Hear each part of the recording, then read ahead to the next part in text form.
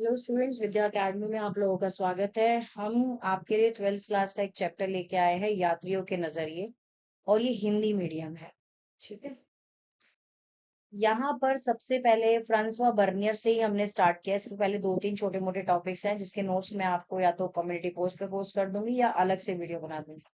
एक ब्रिटिश चिकित्सक खंड 1500 ईस्वी के बाद भारत अपने यूरोपीय यात्री विशेषकर फ्रांसवा बर्नियर के विवरण पर केंद्रित है। प्रमुख बिंदु ऐतिहासिक तथ्य यूरोपीय यात्रियों का आगमन लगभग 1500 ईस्वी में पुर्तगालियों के आगमन के बाद कई यूरोपीय लोगों ने भारतीय रीति रिवाजों और धार्मिक प्रथाओं में यहाँ पर विस्तृत विवरण के बारे में लिखा है।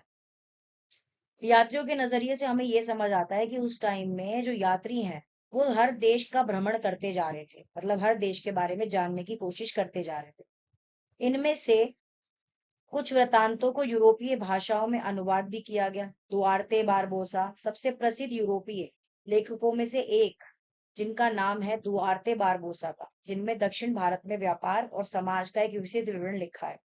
यात्रियों की बढ़ती संख्या 1600 ईस्वी के बाद भारत आने वाले डच, अंग्रेज और फ्रांसीसी यात्रियों की संख्या बढ़ने लगी। जीन बैप्टिस्ट ट्रेवेनियर इनमें से एक प्रसिद्ध नाम फ्रांसीसी जॉरी जीन बैप्टिस्ट ट्रेवेनियर का था, जिन्होंने कम से कम 6 बार क्या करी, भारत की यात्रा करी। वह विशेष रूप से भारत के व्यापारिक स्थितियों से बहुत ज्यादा प्रभावित थे।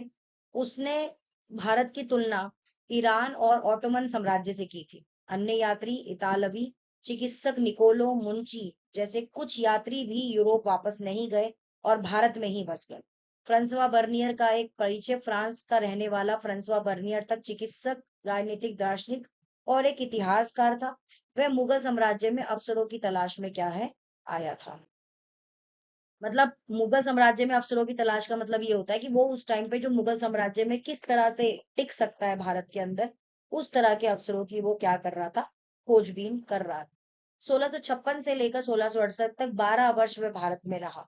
मुगल दरबार से संबंध बर्नियर मुगल दरबार से नजदीकी रूप से जुड़ा रहा। पहले सम्राट शाहजहां के ज्येष्ठ पुत्र द्वारा दारा शिकोह के चिकित्सक के रूप में और बाद में मुगल दरबार के अर्मीनियाई अमीर दानी शमत खान के रूप में बुद्धिजीवी तथा वैज्ञानिक के रूप में वो जुड़ा। यहाँ पर कीर्ति का समर्पण है। उसने अपनी प्रमुख कीर्ति को फ्रांस के शासक खोटीन को समर्पित किया था। उसके कई अन्य कार्य प्रभावशाली अधिकारियों और मंत्रियों को पत्रों के रूप में भी लिखे गए थे। भारत की स्थिति का चित्रण उन्होंने बर्नियर ने स्थिति में यूरोप के विकास की तुलना में किया। उन्होंने भारत के बारे में बताया तो भारत की तुलना किससे कर रहा था, वो यूरोप से कर रहा था। जैसे जैसे वो आकलन करता गया, और उसकी एक पुस्तक भी आई थी बर्नियर के वृतांत, जो कि बहुत ज्यादा प्रसिद्ध भी हुई। भारतीय इतिहास के रूप में ऐतिहासिक मानचित्र और उससे संबंधित विवरण भी दिया गया है, जिसमें कि ये बताया गया है कि मानचित्र जो है वो भारतीय इतिहास के कुछ विषय में लिखा गया है।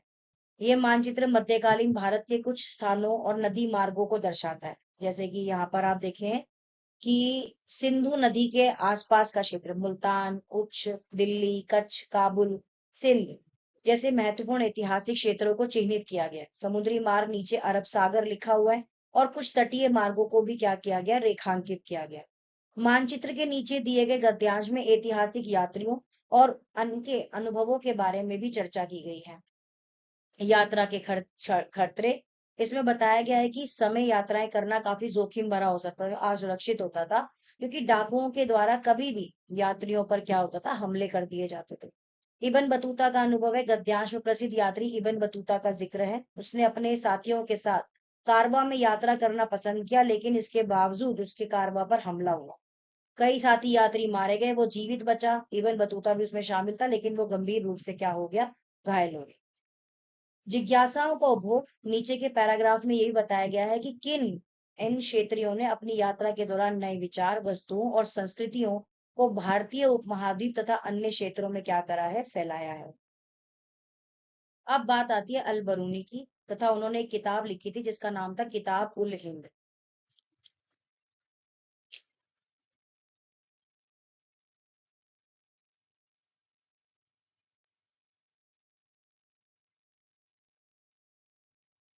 ख्वाजीरम से पंजाब तक उल बरूनी का जन्म आधुनिक उज्बेकिस्तान में स्थित ख्वाजीरम सन 973 में हुआ था।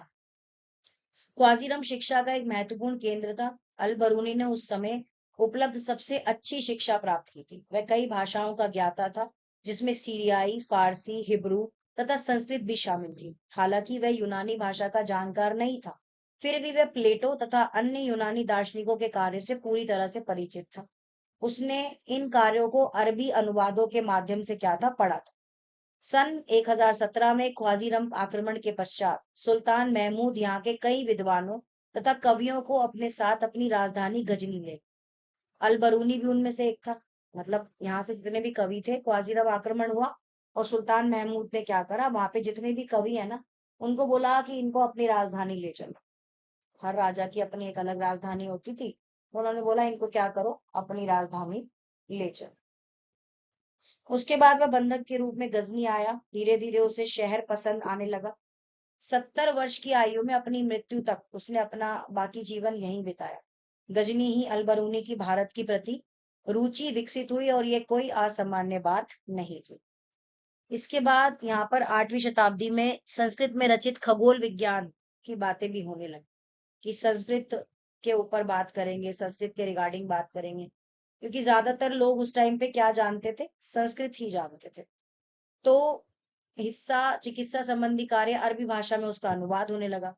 पंजाब के गजनवी साम्राज्य का हिस्सा बन जाने के बाद स्थानीय लोगों से हुए संपर्कों ने आपसी विश्वास और समझ का वातावरण बनाने में भी क्या करी, मदद करी।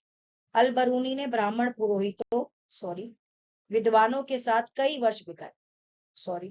उसने संस्कृत धर्म दर्शन ज्ञान प्राप्त किए। हालांकि उनका यात्रा कार्यक्रम स्पष्ट नहीं है, फिर भी प्रतीत होता है कि उसने पंजाब, उत्तर भारत के कई हिस्सों की यात्रा की।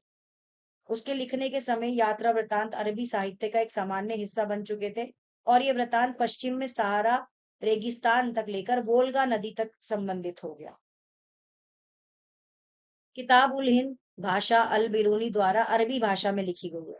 सरल कीर्ति है। धर्म, दर्शन, त्योहार, खगोल विज्ञान, कमियां, रीति रिवाज, सामाजिक जीवन, भार, मापन, विधियां, मूर्ति कला, कानून, मापतंत्र विज्ञान आदि विषयों का भी यहाँ पर क्या है, अध्ययन देखने को मिलता है। इसकी एक अनूठी शैली है जिसमें शुरुआत में एक प्रश्न होता है, फिर संस्कृतवादी परंपराएं आधारित विस्तृत विवरण है, अंत में अन्य संस्कृतियों के साथ इसकी तुलना भी। गणितज्ञ ढांचा आज के कुछ इतिहासकारों का मानना है कि ग्रंथ का लगभग ज्यामितीय ढांचा स्पष्टता और पूर्व अनुमेयता का मुख्य कारण था।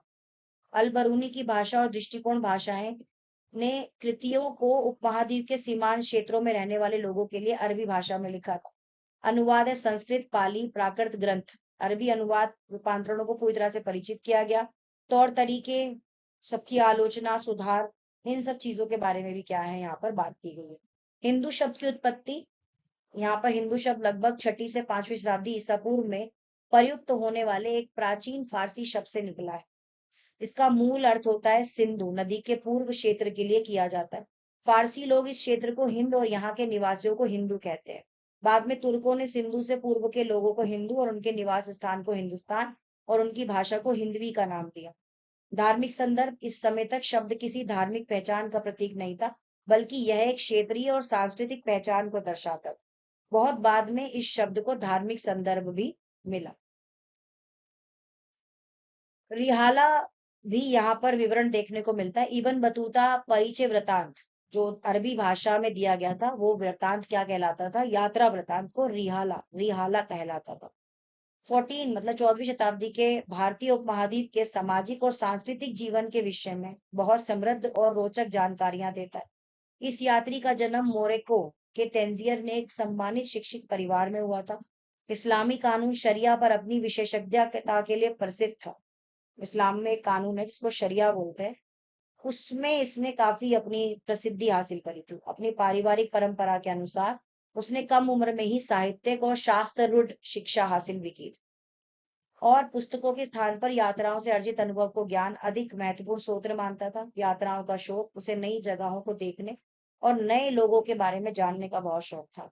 शुरुआती यात्राएं 1332 से 33 में भारत आने से पहले वह मक्का की तीर्थ यात्राएं, सीरिया, इराक, फारस, यमन, ओमान, पूर्वी अफ्रीका, कई तटीय व्यापारिक बंदरगाहों पर वो घूम चुका था। दिल्ली आगमन और सुल्तान से संबंध भारत आगमन मध्य एशिया के रास्ते होकर इब्न बतूता सन 1333 में स्थल मार्ग से कहाँ पहुंचा? सिंधु पहुंचा। काजी की नियुक्ति सॉरी दिल्ली के सुल्तान महमूद बिन तुगलक उसकी विद्वता से प्रभावित हुए, उसे काजी का न्यायाधीश नियुक्त किया गया। मतलब काजी उस टाइम पे क्या होते थे? न्यायाधीश होते थे। और कई वर्षों तक उसे पद पे रहा, जेल की सजा भी हुई। बाद में सुल्तान और उसके बीच में कुछ गलतफहमी हुई तो उसे जेल भेज दिया गया। दूत के रूप में चीन पहुंचा वो, इब्न बतूता की बात हो रही है यहाँ पर। गलतफहमी दूर होने के बाद उसे राजकीय सेना में पुनः रख लिया गया। 1342 में सुल्तान ने उसे मंगोल शासक के पास अपने दूत के रूप में चीन जाने का क्या दिया? आदेश दिया।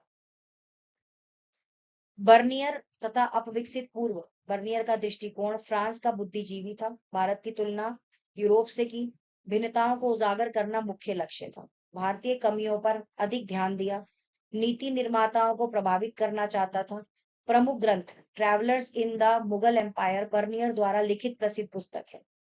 इसमें गहन और आलोचनात्मक विश्लेषण है कि मुगल इतिहास को वैश्विक ढांचे में ढाला और तत्कालीन यूरोप से निरंतर तुलना कर दवी विपरीतता का सिद्धांत भारत को यूरोप का विपरीत दिखाया और यूरोप को भारत से श्रेष्ठ माना। भिन्नताओं को पदानुक्रम करके व्यवस्थित भी किया। मतलब जो जो भिन्नताएं थी उसको पहले पद के हिसाब से अनुक्रमित किया और फिर उसको व्यवस्थित किया। भारत को इसने निम्न कोटि का दर्शाया कि भारत बहुत ही निम्न कोटि का है, पिछड़ा हुआ है। दूसरी चीज, भूमि स्वामित्व का प्रश्न। भारत में निजी भू स्वामित्व का अभाव था। बर्नियर निजी स्वामित्व का समर्थक था। राजकीय स्वामित्व को उसने हानिकारक माना। सम्राट सभी भूमि का स्वामी था, वह भूमि को अमीरों में बांटता था और अर्थव्यवस्था को भारी नुकसान पहुंचाता था। राजकीय स्वामित्व के दुष्प्रभाव, भूधारक बच्चे को भूमि नहीं दे सकते थे, दीर्घकालीन निवेश के प्रति उदासीन थे और स्तर में सुधार नहीं हुआ और कृषि का पतन हो गया। फिर फ्रांसवा बर्नियर का विवरण फिर से आता है यहाँ पर। क्या है ये कि मुख्य भूमि बिंदु स्वामित्व का अभाव। मुगल साम्राज्य में निजी भूमि स्वामित्व का अभाव था। बर्नियर के अनुसार भूमि का मालिक केवल शासक राजा होता था। भूमि का मालिक कौन था? जो वहां का शासक होता था, मतलब वहां पे शासन करता था, वही व्यक्ति जो है वो भूमि का मालिक होता था। इसके कारण कृषि के विकास और भूमि के रखरखाव में भी क्या आई? गिरावट आई। किसानों की दयनीय स्थिति। साम्राज्य के विशाल ग्रामीण अंचलों में कृषि की स्थिति बहुत खराब थी। श्रमिकों की भारी कमी के कारण कृषि योग्य भूमि बेकार पड़ी रहती थी। गवर्नर ने क्रूर और बुरे व्यवहार के कारण कई कृषि श्रमिक मारे जाते थे। गरीब किसान लालची स्वामियों की मांगे पूरी करने में असमर्थ होते थे, कर्जा नहीं चुका पाते थे, तो उनके बच्चों को भी वो छीन कर ले जाते थे और दास बना देते थे। बर्नियर के विवरण का मुख्य उद्देश्य, बर्नियर यह विवरण यूरोप के शासकों और समाज को दिखाने के लिए लिख रहा। वह निजी भूमि स्वामित्व की अच्छाइयों और फायदों को सही साबित करना चाहता था और मुगल कालीन भारत के खराब उदाहरण से यूरोप को चेतावनी देने का प्रयास करता था। सामाजिक संरचना, बर्नियर ने भारतीय समाज को बहुत अमीर और बहुत गरीब लोगों को समूह बताया है, दरिद्र शोषित लोग भी बताया है कि यहाँ पर लोग जो है वो गरीबी से प्रताड़ित है। और बर्नियर के अनुसार भारत में मध्यम वर्ग अमीर और गरीब के बीच की स्थिति है, लोग नहीं थे। मुगल साम्राज्य पर बर्नियर की विचारधीन स्थिति का चित्रण भी है यहाँ पर कि बर्नियर ने मुगल राजा को भिखारियों और क्रूर लोगों का राजा बताया। बदहाल क्षेत्र के अनुसार शहर नष्ट थे, क्षेत्र झाड़ीदार व घातक दलदल से भरे थे। मुख्य कारण, बर्नियर ने इस स्थिति का एकमात्र कारण राजकीय भूस्वामित्व मतलब भूमि पर राजा का अधिकार को माना। राजस्व और भू स्वामित्व पर विरोधाभास। सरकारी दस्तावेज का प्रमाण, मुगल काल का कोई भी ऐसा सरकारी दस्तावेज नहीं दर्शाया गया कि जो राज्य की भूमि का ही एकमात्र स्वामी था।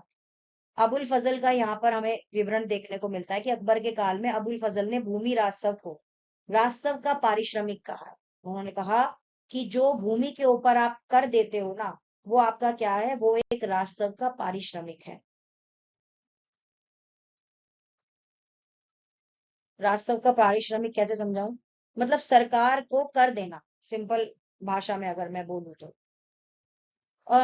पारिश्रमिक का अर्थ क्या होता है? ये राजा द्वारा अपनी प्रजा को सुरक्षा प्रदान करने के बदले लिया जाता था। जैसे अब देखो भाई, एक देश का राजा है, वो कैसे अपने देश को चलाएगा जब तक उसे खर्चा पानी नहीं मिलेगा, या फिर उसे ऐसा नहीं मिलेगा कि भाई वो आगे चलकर रक्षा कर सकता है, क्योंकि सेना पे भी खर्चा होता था। और वहां पे जो सिस्टम है, जो लोगों को सुरक्षा देनी होती थी, उस पे भी तो खर्चा होता है। ये थोड़ी कि राजा मतलब बैठा और खत्म हो गया, ऐसा नहीं ना।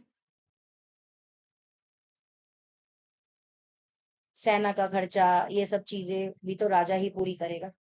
उसके अनुसार एशिया में राजा का प्रजा और संपत्ति पर पूर्ण अधिकार होता था, जिससे वह हर व्यक्ति, राजा, अमीरों को छोड़कर गरीबी में जीता था। कार्ल मार्क्स 19वीं शताब्दी में मार्क्स ने इस विचार को एशियाई उत्पादन शैली के सिद्धांत के रूप में आगे बढ़ाया। उनका तर्क था कि उपनिवेशवाद से पहले भारत में अधिशेष का अधिग्रहण राज्य करता था। इसके साथ एक स्वतः और समतावादी ग्रामीण समुदाय का भी उदय हुआ, निष्क्रिय प्रणाली माना जाता था और सामाजिक आर्थिक विभेद 16-17वीं शताब्दी के ग्रामीण समाज का चित्रण सच्चाई से दूर था।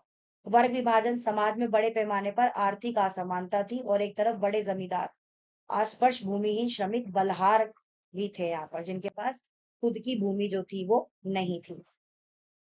आगे यहाँ पर मुगल कालीन नगर और शिविर नगर शहरी जनसंख्या 17वीं शताब्दी में लगभग 15% जनसंख्या जो थी वो कहाँ रहती थी? नगरों में रहती थी। 1 मिनट देना।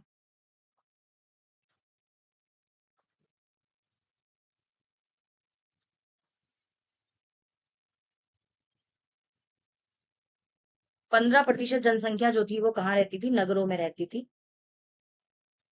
जिस वजह से जो स्थिति थी वो काफी खराब थी। ये आगे हो गया, मैं आगे से पढ़ा दूंगी, पीछे जाना पॉसिबल नहीं। वह अपनी जाति और व्यवसायिक संस्थाओं के माध्यम से संगठित रहते थे। महाजन और सेठ, पश्चिमी भारत में ही इन व्यापारिक समूहों को महाजन और मुखिया को सेठ को कहा जाता था। अहमदाबाद बड़े शहरी केंद्रों में महाजनों का सामूहिक प्रतिनिधित्व करते थे। हकीम, वैद्य, अध्यापक, पंडित, मुल्ला, अधिवक्ता, वकीलकार, चित्रकार, ये सब अपना जीवन यापन आम तौर पे करते थे। काफी भीड़ भी थी। तो